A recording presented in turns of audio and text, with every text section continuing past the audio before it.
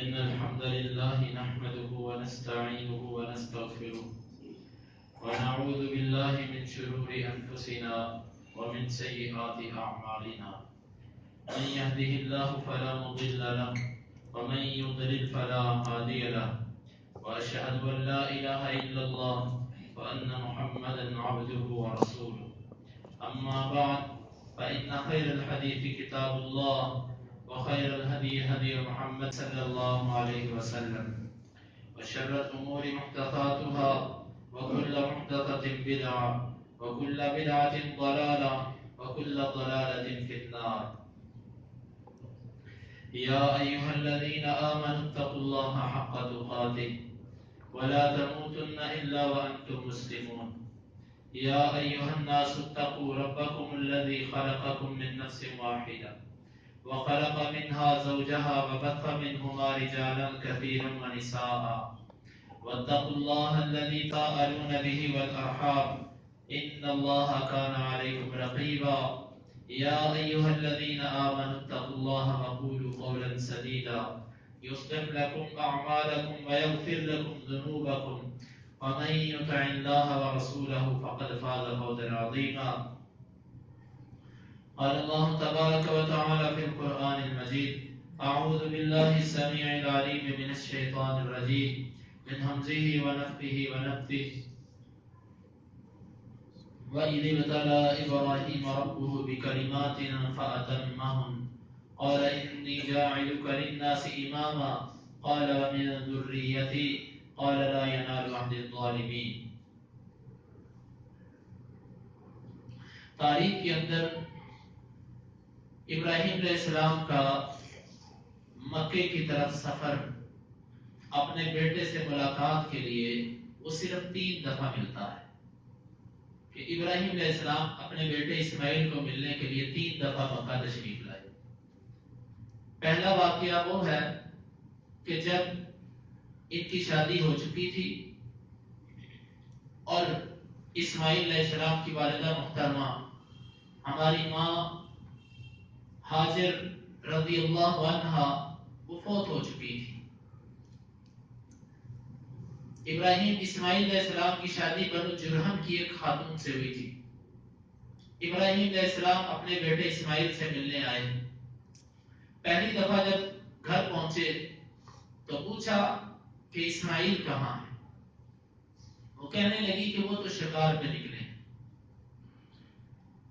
ابراہیم چونکہ باپ تھے نبی تھے پوچھا کہ بتلاؤ گھر کا گزر بسر کیسا ہوتا ہے.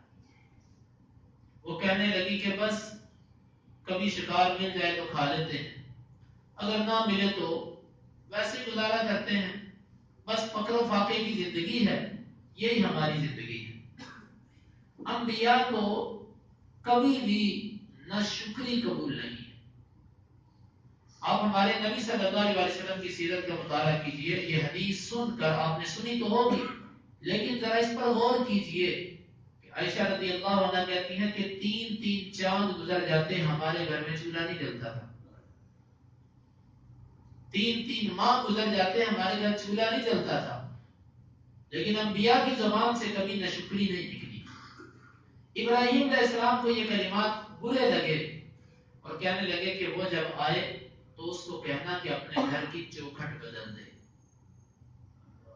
چونکہ نبی رموز شناس ہوتا ہے, رمز پہچانتا ہے. اسماعیل علیہ السلام جب آئے تو آ کر پوچھا, بیوی نے بتلایا بابا جی آئے تھے, ایسی ایسی ان کی شکل و صورت تھی. اسماعیل علیہ السلام سمجھ گئے کہ یہ میرا باپ ہو سکتا ہے. اور ویسے بھی اللہ کی طرف سے یہ الہام تھا. کہا کہ اچھا وہ کیا کہہ کر گئے, انہوں نے تجھ سے کیا پوچھا. انہوں نے مجھ سے حالات پوچھے. تو نے کیا کہا. میں نے کہا کہ بس فقر و فاقہ ہے, کبھی مل جاتا ہے شکار کھا لیتے ہیں, نہ ملے تو نہیں کھاتے. اچھا وہ کوئی پیغام دے کر گئے ہیں. ہاں وہ یہ کہہ رہے تھے کہ اپنے گھر کی یہ چوکھٹ بدل دینا.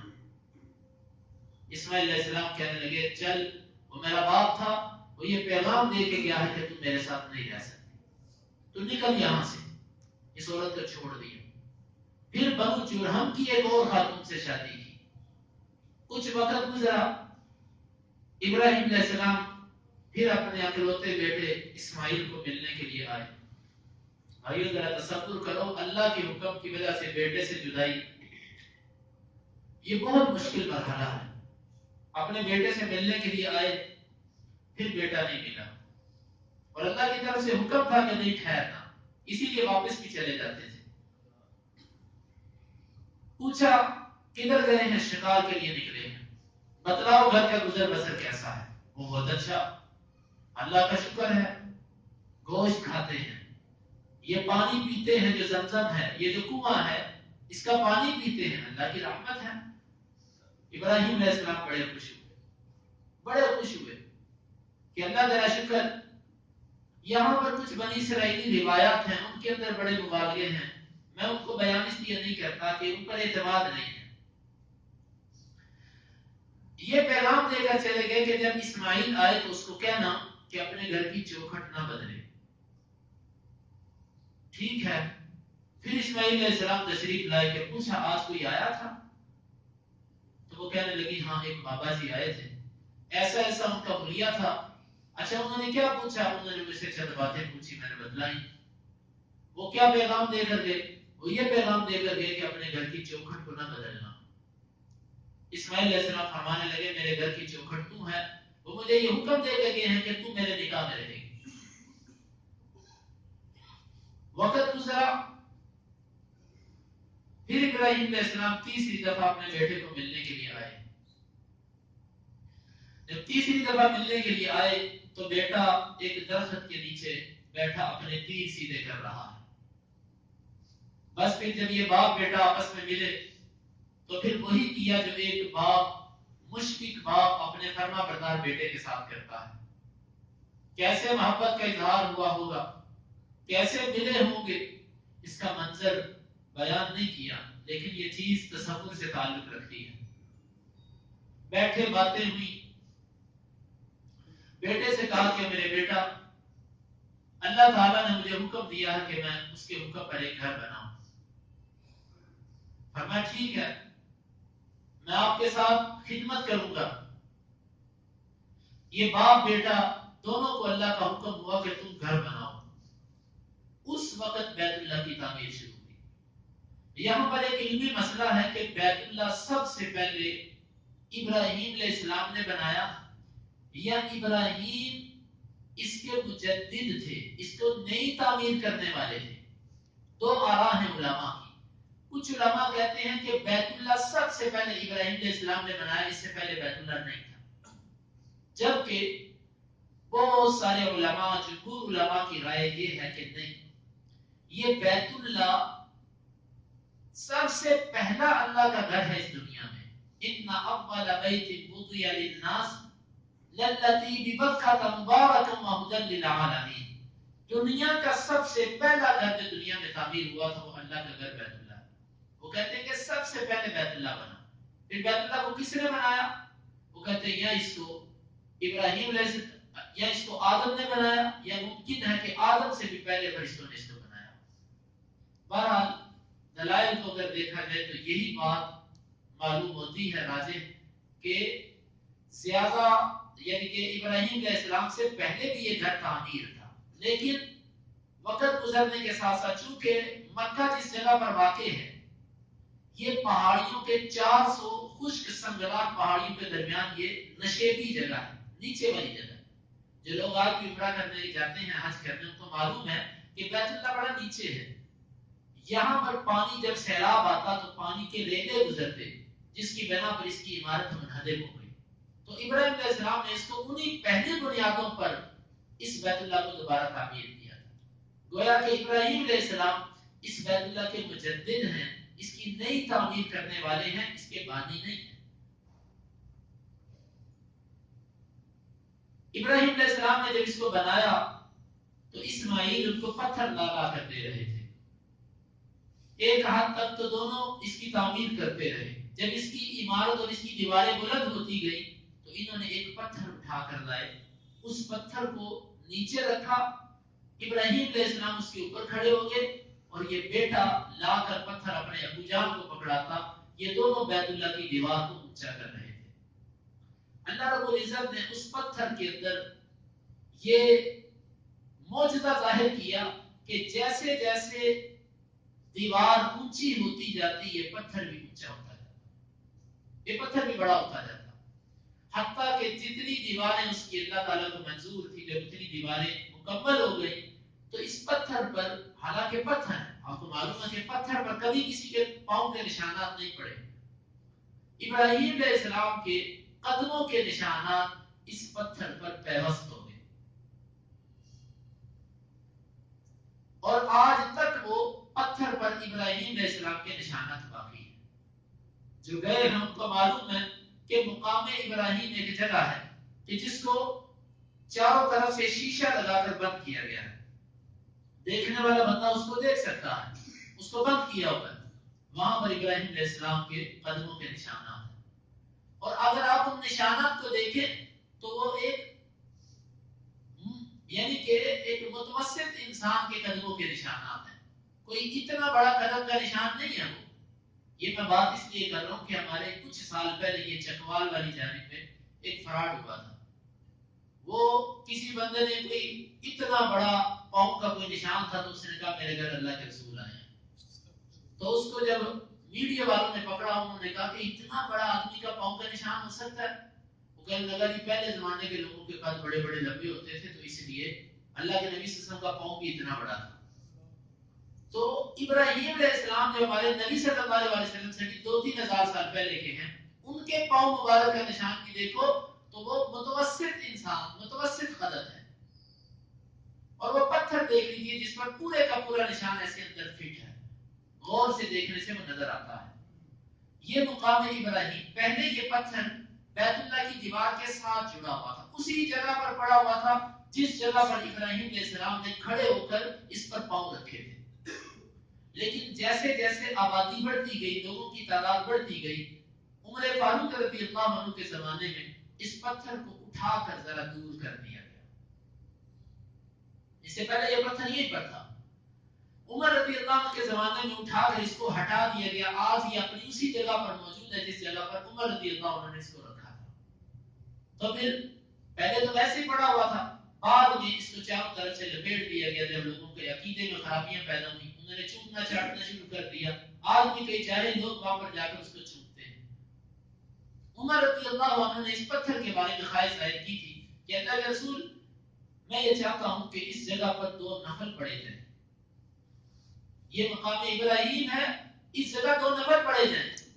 اللہ رب العزت نے نبی صلی اللہ علیہ وسلم پر یہ قرآن کی آیت نازل کر دی وَاتَّخِذُوا مِن مَّقَامِ إِبْرَاهِيمَ مُصَلًّى، اس وقت سے لے کر یہ طریقہ چل پڑا کہ جو بھی بیت اللہ کا طواف کرے، طواف کرنے کے بعد مقام ابراہیم پر جا کر 2 نفل پڑھے، اور مسئلے کے طور پر کہ مقام ابراہیم کے ساتھ جڑ کر 2 نفل پڑھنا لازم نہیں ہے، بلکہ جب رش اتنا زیادہ ہو تو عقل مندی کا تقاضا یہ ہے کہ انسان پیچھے چلا جائے، کہ مطاف کے اندر کھڑے ہو کر اگر آپ نفل پڑھیں گے تو گزرنے والے کو بھی تکلیف ہے، اور اس کا نتیجہ بعد دفعہ ہم نے جو اپنی آنکھوں سے دیکھا وہ یہ ہے کہ ایک بندے نے مقام ابراہیم کے پیچھے کھڑے ہو کر نفل شروع کیے کہ یہاں پر نفل پڑھنا سنت ہے، وہ یہاں پر اس نے نفل شروع کیے اور سلام پھیرنے تک وہ دوسری طرف رکن یمانی تک پہنچ چکا تھا، پورا اس کا بھی ایک چکر ہو چکا تھا، لوگوں کے دھکے لگ کر اس کو۔ تو یہ ایسے ہوتا ہے، اس لیے نہ کسی کو تکلیف دے نہ اپنے آپ کو مشقت میں ڈالیں، پیچھے جا کر جہاں پر مطاف ختم ہو جاتا ہے اس سے پیچھے کھڑے ہو کے آپ پڑھ لیں، تو یہ 2 رکھتے ہیں، یہ مقام ابراہیم ہے۔ بیت اللہ کی تعمیر کے دوران ابراہیم علیہ السلام نے اپنے بیٹے سے کہا اسماعیل کو کہ بیٹا ایک خوبصورت پتھر لے کر آؤ، وہ پتھر جس طرح کی روایات بنی اسرائیلی روایات میں لکھا کہ اسماعیل نے کہا ابو جان میں تھک چکا ہوں، تو اتنے میں ابراہیم علیہ السلام کہنے لگے بیٹا میں لے کر آتا ہوں، لیکن اللہ تعالیٰ کی طرف سے فرشتے آئے، انہوں نے ایک پتھر دیا، یہ جو پتھر تھا جس کو لوگ حجر اسود کہتے ہیں، حجر کا مطلب ہوتا ہے پتھر اور اسود کا مطلب ہوتا ہے سیاہ، جب یہ اترا تھا تو یہ جنت کا پتھر ہے، حدیث کے اندر آتا ہے کہ یہ دودھ سے زیادہ سفید تھا، آپ نے فرمایا کہ اس کو بنی آدم کے گناہوں نے سیاہ کر دیا، یہ سفید دودھ یا پتھر تھا، گناہوں کی وجہ سے یہ سیاہ ہو گیا، اور آپ صلی اللہ علیہ وسلم نے اس کا بوسہ اس کو دیا بھی ہے اور اس کی ترغیب بھی دی ہے کہ اللہ تعالیٰ اس کے گناہ معاف کرتا ہے جو اس کو بوسہ دیتا ہے. لیکن جب سخت رش ہو تو پھر بوسہ دینا ایک سنت ہے، لیکن کسی کو دھکا دینا، کسی کو تکلیف دینا یہ حرام ہے. سنت کام کرنے کے لیے حرام کا ارتکاب نہیں کرنا چاہیے. اکثر لوگ جو نوجوان ہوتے ہیں اکثر وہ بڑے فخر سے بتاتے ہیں کہ میں بوسہ لے کر، اور اکثر جب آپ دیکھیں گے حجر اسود پہ ایک مارکا لگا ہوتا ہے. جوان قسم کے مضبوط قسم کے لوگ ایسے دھکے دیتے ہیں، ایک دوسرے کو گراتے ہیں، مارتے ہیں اور فخر سے آگے ہوتے ہیں اور پھر بتلاتے ہیں فخر کے ساتھ کہ میں اتنی بھیڑ سے پیچھے سے گزر کر جا کر میں نے سب کو پیچھے ہٹا کر میں نے بوسہ دیا. یہ محض ایک کسی کو تکلیف دینے والی بات ہے جو بالکل ناروا اور ناجائز ہے. جب رش ہو بوسہ دینا ضروری نہیں، آپ دور سے اس کو استلام کر سکتے ہیں یہ اس طرح. اور بعض لوگ استلام کرنے اگر ہاتھ لگ سکتا ہو تو ہاتھ لگا کر یوں چومنا ہو، یوں چومے اس کو، ہاتھ لگائیں اور یوں چوم لیں. اور تیسرا طریقہ یہ جب رش زیادہ ہو تو آپ گزرتے ہوئے اس کو صرف یوں استلام کر دیں. بعض لوگ استلام میں بھی یوں چومتے ہیں، ایسے کرتے ہیں، یہ ثابت نہیں ہے سنت سے. چومنا اس وقت ہے کہ جب آپ کا ہاتھ اس کو لگ جائے، جب ہاتھ نہ لگے صرف دور سے اشارہ ہی کافی ہے. تو یہ حجر اسود یہ لوگوں کے گناہوں کی وجہ سے سیاہ ہو گیا. آج بھی اگر آپ حجر اسود کو دیکھیں گے تو اس حجر اسود کے اندر نشانات پڑے ہوئے ہیں، کیونکہ یہ حجر اسود اسلامی تاریخ کے اندر یہ چوری بھی ہوا.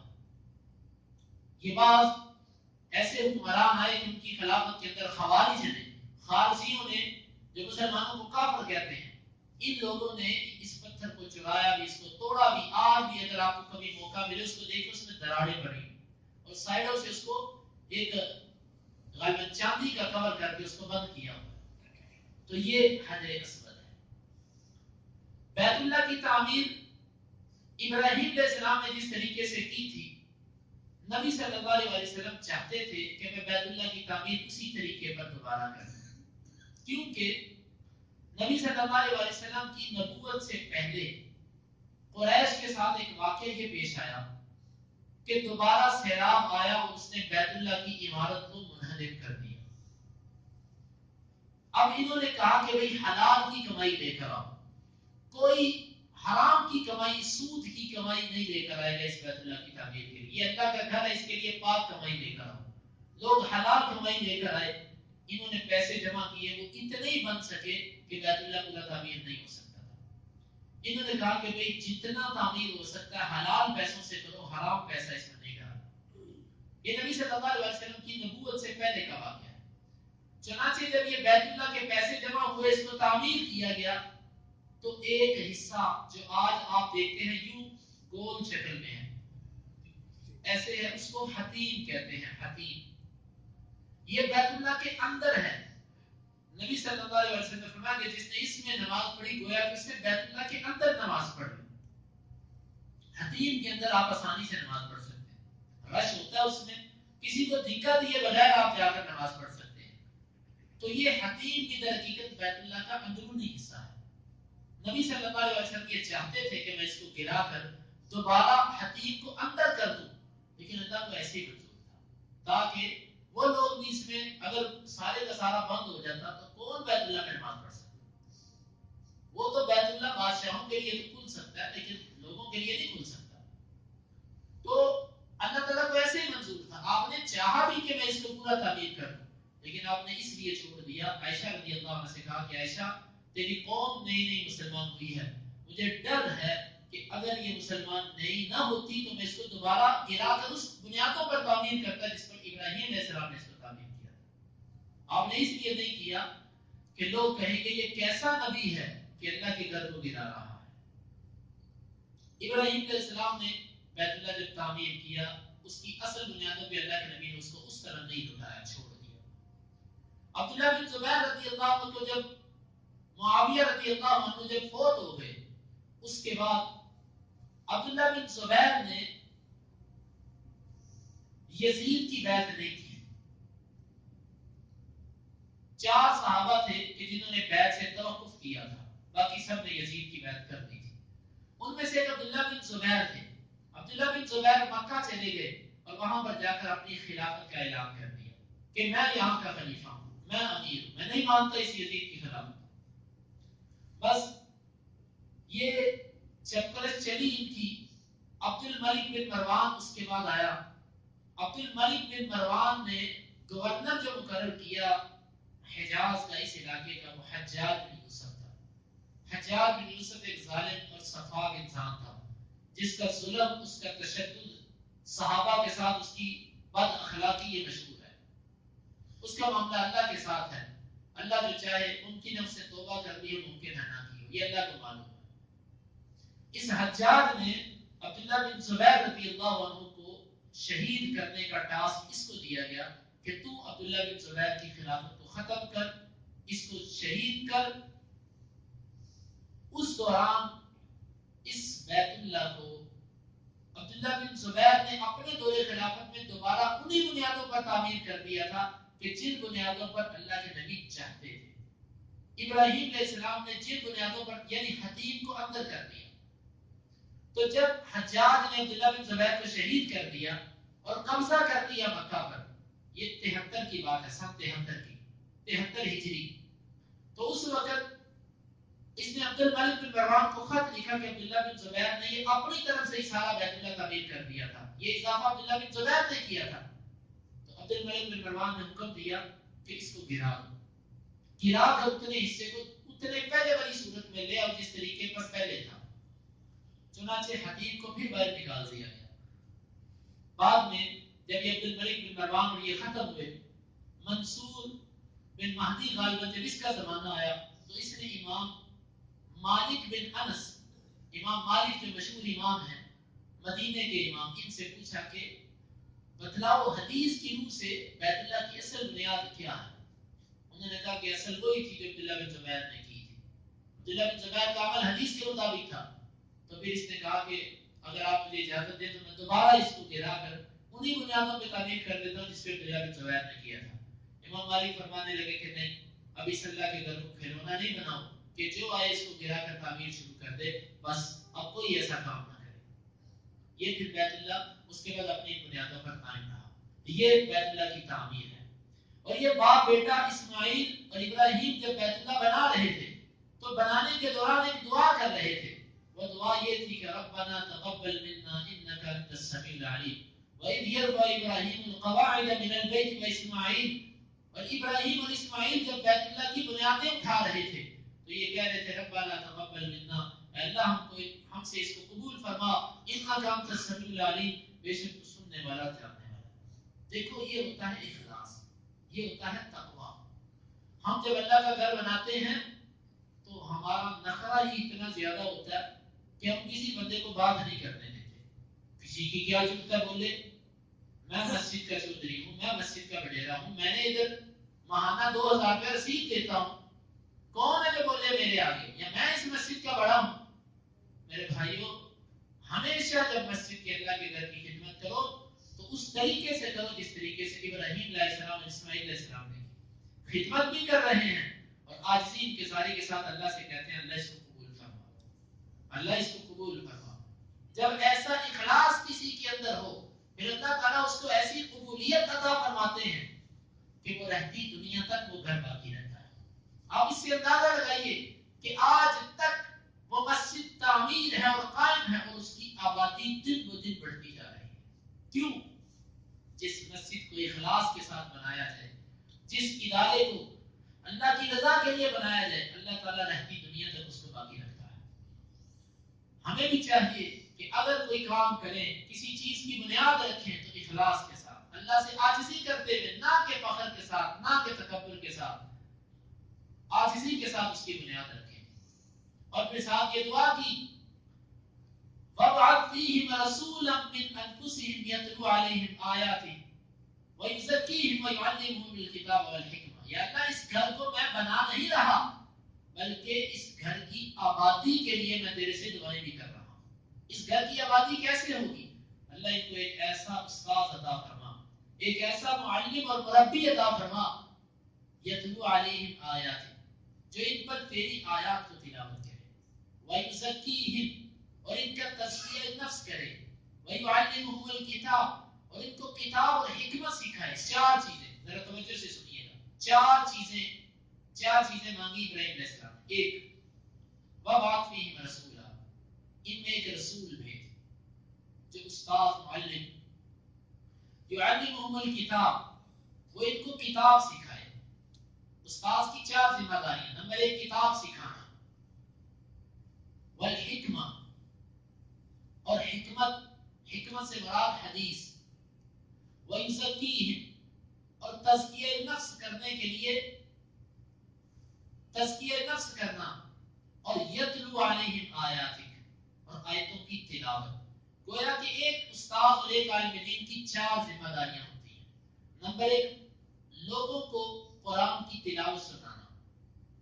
دوسرا قرآن کی تعلیم دینا، ناظرہ، حفظ، اور اس کے ساتھ ساتھ ترجمہ القرآن، تفسیر. اور تیسری ذمہ داری حکمت، حدیث کا درس، حدیث سنانا.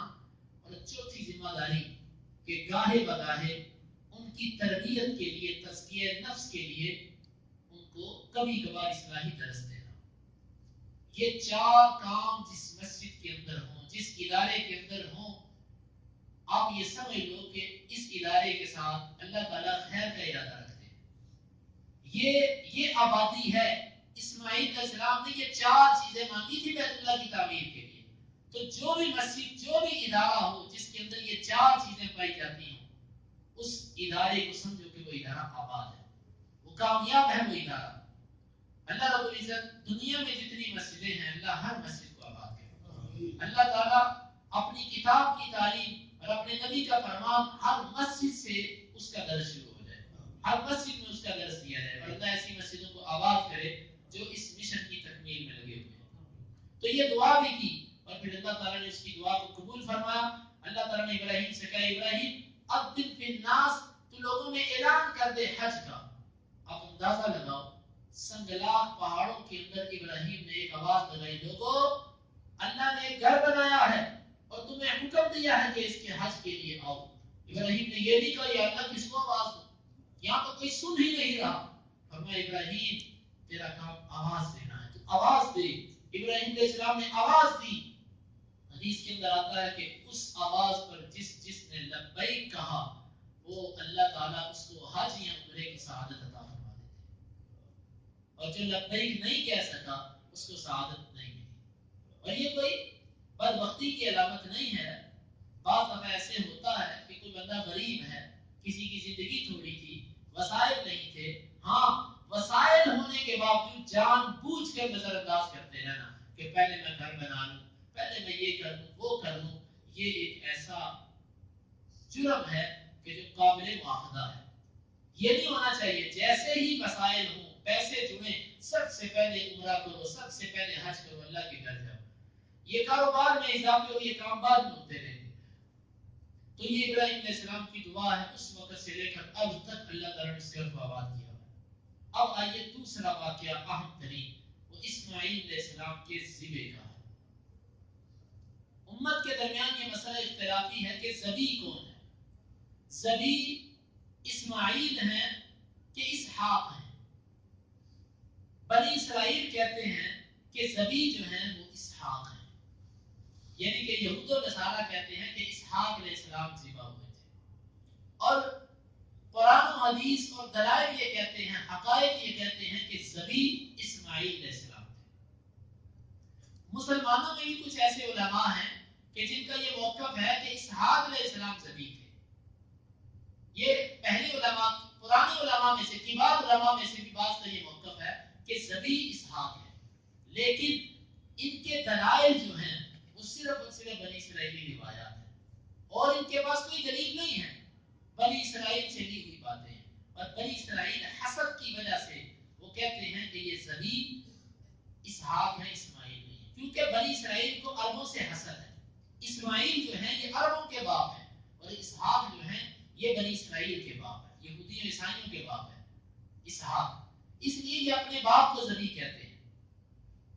عمر بن عبدالعزیز رحمہ اللہ کے بارے میں آتا ہے کہ انہوں نے بعض 9 مسلم یہودیوں سے پوچھا تھا کہ بتلاؤ، سچ سچ بتلاؤ مجھے ذبی کون ہے.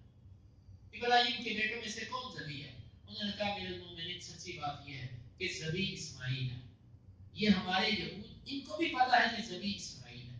یہ صرف اور صرف حسد کی وجہ سے، عربوں کے ساتھ حسد کی وجہ سے اس بات کو تسلیم نہیں کرتے کہ ذبی اسماعیل ہے. یہ کہتے ہیں اسحاق ہے، وگرنہ ان کو بھی معلوم ہے کہ ذبی وہ اسماعیل ہی ہے. تو اس لیے یہ ذبی اسماعیل ہے. یہ واقعہ کب پیش آیا؟ قرآن مجید کے اندر اللہ رب العزت نے اتنا بتلایا، فلما بلغ معه السعی، جس وقت اسماعیل بھاگ دوڑ کی عمر کو پہنچ گئے. بھاگ دوڑ کی عمر کو پہنچے. یہ عمر کتنی تھی؟ یہ عمر مفسرین کہتے ہیں کہ جوان ہو گئے، جب کام کاج کے قابل ہو گئے تو اس وقت ابراہیم علیہ السلام نے خواب دیکھا کہ وہ اپنے بیٹے کو ذبح کر رہے ہیں. کیونکہ نبی کا خواب نہیں ہوتا ہے. تو آ کر اپنے بیٹے سے کہا یا بنیا انی ارا فی المنام انی اذبح فانظر ماذا ترى. اے میرے بیٹے، میں خواب میں دیکھتا ہوں کہ میں تجھے ذبح کر رہا ہوں، بتلا تیرا کیا خیال ہے؟ کہتے ہیں یا ابتی فعل ما تؤمر ستجدنی انشاء اللہ من الصابرین. ابو جی، آپ کو جس چیز کا حکم آپ کو کر دیجئے، آپ مجھے صبر کرنے والا پائیں گے. آپ دیکھیے، اندازہ لگائیے اسماعیل علیہ السلام کے صبر و تحمل کا. یہ نہیں کہا ابو جان میں ابھی دودھ پیتا تھا تو میری ماں کو اور مجھے وہ جنگل چھوڑ گئے، اور اس کے بعد پھر بس ہمیں لاوارث یہاں پر چھوڑ گئے، تھوڑی سی کھجوریں اور تھوڑا سا پانی دے کر چلے گئے. باپ ایسے ہوتے ہیں؟ کیا آپ نے ہمارا حق ادا کیا؟ بھائیو، والدین کا اگر ادب سیکھنا ہے تو اسماعیل سے سیکھو. اسماعیل سے سیکھو کہ اسماعیل کو آداب فرزندی کس نے سکھائے تھے؟ کوئی گلہ شکوہ نہیں. ابو جی آپ کو حکم ہوا ہے؟ ہاں بیٹا ٹھیک ہے ابو جی آپ کر دیجیے، کل گزریے. یہاں سے جو میں نے پیچھے بات کی تھی کہ بنی اسرائیلی کتابوں میں یہ ہے کہ ابراہیم 3 دفعہ اپنے بیٹے کو ملنے آئے. اس بات پر امام ابن کثیر نے رد کیا ہے. وہ فرماتے ہیں یہ بات درست نہیں ہے، اس لیے کہ یہ کیسے ممکن ہے کہ ابراہیم جیسے مشفق انسان اپنی بیوی اور اپنے بچے کو اتنی دیر تک چھوڑے رکھے؟ یہ ممکن ہی نہیں ہے. یہ صرف بنی اسرائیلی روایت میں ہے کہ 3 دفعہ آئے، اس سے زیادہ نہیں آئے. جبکہ قرآن حدیث کے اندر ایسی کوئی بات نہیں کہ 3 دفعہ آئے یا اس سے کم آئے یا زیادہ آئے، اس کا کوئی ذکر نہیں. اب یہ واقعہ ایک علیحدہ معلوم ہوتا ہے ابراہیم علیہ السلام اسماعیل کو ذبح کرنے کا، اس لیے بھی آئے ہوں گے.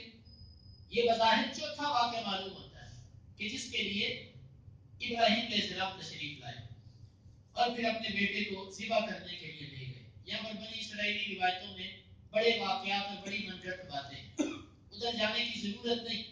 جب اسماعیل کو ذبح کرنے کے لیے لے جا رہے تھے تو اس وقت راستے میں 3 دفعہ ابلیس نے وسوسہ ڈالا اور روکنا چاہا کہ ابراہیم کہیں اس آزمائش میں کامیاب نہ ہو جائے.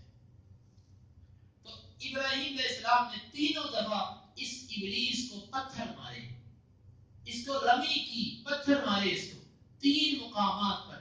آج وہاں پر 3 جمرات ہیں، جمرائے صغرا، وسطی اور کبرا. یہ 3 جمرات ہیں، چھوٹا، درمیانہ اور بڑا. ان تینوں کو رمی کی جاتی ہے. مینا کے موقع پر، مینا کے میدان میں 10 ذوالحجہ کو 11، 12، 13 تک ان کو پتھر مارے جاتے ہیں ساتھ ساتھ. بعض لوگ سمجھتے ہیں یہ شیطان ہے.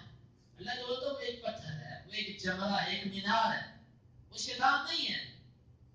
بعض لوگ جس طرح کہ سنا ہے کہ وہاں پر گالیاں بھی دیتے ہیں غصے میں آ کر اس کو کہ یہ شیطان ہے، اس کو مارتے بھی ہیں. حالانکہ سنت یہ ہے کہ اتنا پتھر لے کر مارو کہ جتنا چنے کی مقدار میں ہوتا ہے، ایسے پتھر لے کر ایسے پھینکو. یہ سنت طریقہ، یہ پھینکنا. لیکن بعض دفعہ اگر اس گڑھے میں بھی گر جائے، جس طرح کہ عرب علماء نے اب بنایا، ظاہر بات ہے کہ اب اتنے لاکھ حاجی، اب مجبوری کی بنا پر بعض مسائل میں رخصت بھی پیدا کی جاتی ہے تو ساتھ ساتھ کنکریاں ماری جاتی ہیں. بعض لوگ اس کو ابلیس سمجھتے ہیں، اس کو گالیاں بھی دیتے ہیں، بعض اس کو جوتے مارتے ہیں، بعض اس کو بڑے بڑے عجیب الفاظ بولتے ہیں. تو یہ سنت طریقہ نہیں ہے. ہر چھوٹے سے پتھر لے کر اس کو مارے جائے. تو 3 دفعہ ابراہیم علیہ السلام نے اس کو پتھر مارے اور یہ پھر دفع ہو گیا. تو تو جس وقت فلما اسلما وتلہ للجبین، جب باپ بیٹا اللہ کے مطیع فرما بردار ہو گئے اور ابراہیم علیہ السلام نے اپنے بیٹے کو پیشانی کے بل لٹا دیا. یہاں پر یہ ہے کہ ابراہیم نے اپنی آنکھوں پر پٹی باندھ لی اور اپنے بیٹے کو کہا کہ بیٹا تو الٹا لیٹ جا، منہ نیچے کر دے تاکہ مجھے بھی تیرے اوپر ترس نہ آئے. یہ باتیں بنی اسرائیل کی. اللہ کے بندوں کو اللہ کے حکموں کے لیے بڑے مضبوط لوگ تھے.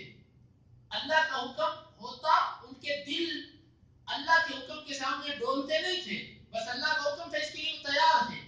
تو یہ باتیں کہیں نہیں آتی پٹی باندھی یہ کیا وہ کیا، بس پیشانی کے بل اس کو لٹایا اور ذبح کرنے لگے.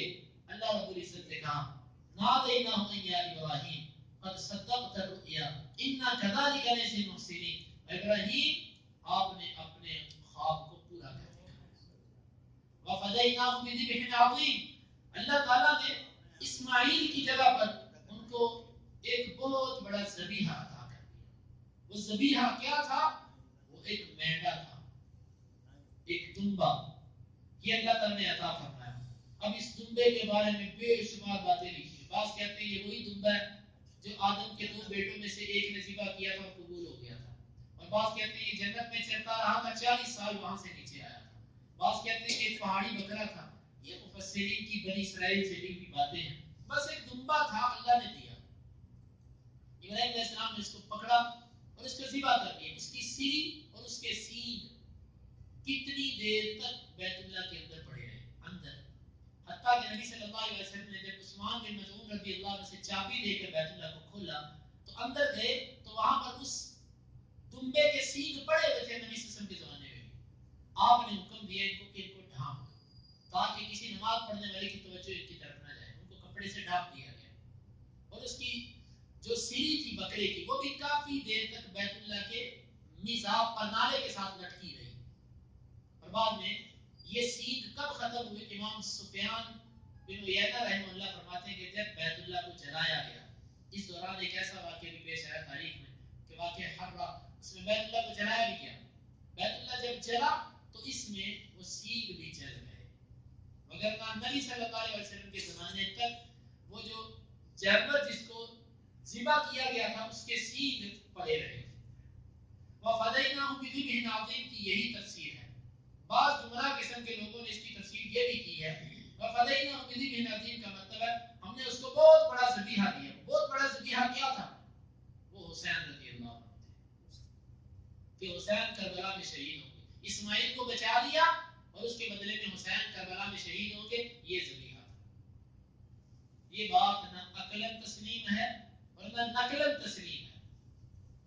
یہ بعض لوگوں نے اپنی طرف سے من گھڑت اور موضوع قسم کی ایسی تفاسیر بنائی ہیں کہ اپنے مذہب کو تقویت دی جا سکے، مگر میں ایسا کچھ بھی نہیں. حقائق کی دنیا سے اس کا کوئی تعلق نہیں. اس بات کا ذبح عظیم سے مراد کوئی دمبا ہے کہ جس کو ذبح کیا گیا اور اس کے سینگ اور اس کی سیری کافی دیر تک موجود رہی اور بعد میں جب بیت اللہ چلا اس کے دوران وہ سینگ بھی چل گئے.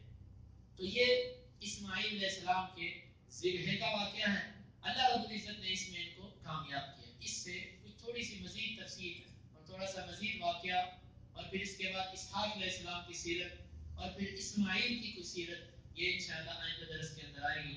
اللہ رب العزت سے دعا ہے کہ اللہ تعالیٰ ہمیں ان انبیاء سے محبت کرنے کی توفیق عطا فرمائے. اللہ تعالیٰ ہمیں ان کے طریقوں پر چلنے کی توفیق عطا فرمائے. اللہ تعالیٰ ہمیں اپنی اولاد اپنے بچوں کو ان جیسی تربیت کرنے کی توفیق عطا فرمائے. جیسی تربیت اسماعیل کی ہوئی تھی اللہ ویسی تربیت ہمیں اپنی اولادوں کو کرنے کی توفیق عطا فرمائے. اللهم انفعنا بما علمتنا وعلمنا ما ينفعنا وزدنا علما. اللهم اقسم لنا من خشيتك ما تحول به بيننا وبين معصيتك ومن طاعتك ما تبلغنا به جنتك ومن اليقين ما تهون به علينا مصائب الدنيا. متعنا اللهم بأسماعنا وأبصارنا وقواتنا أبدا ما أحييتنا واجعله الوارث منا واجعل ثارنا على من ظلمنا ولا تجعل مصيبتنا في ديننا ولا تجعل الدنيا أكبر همنا ولا مبلغ علمنا ولا تسلط علينا من لا يرحمنا